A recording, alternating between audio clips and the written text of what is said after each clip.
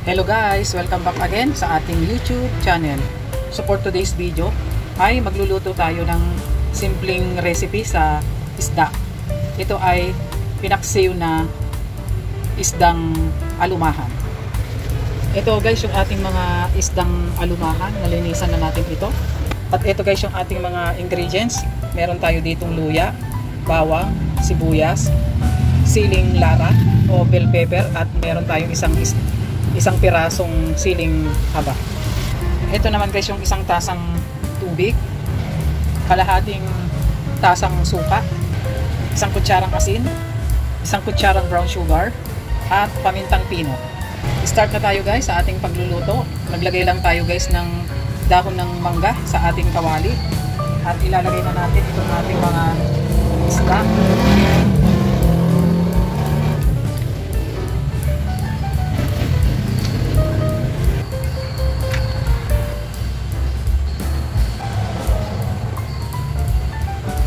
Ilalagay na natin guys itong ating mga ricado, yung ating mga luya, bawang, mga sibuyas,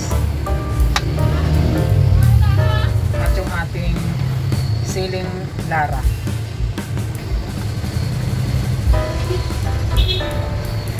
At yung ating siling green o hinugna na siling haba.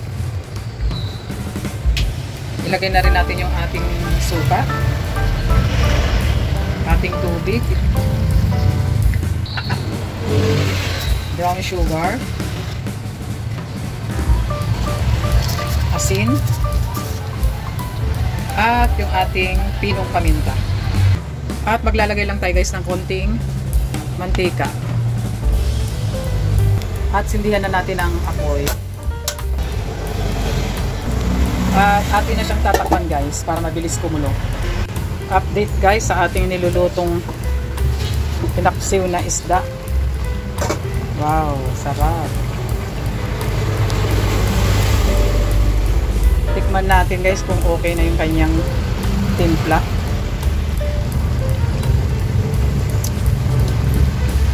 Wow, sarap.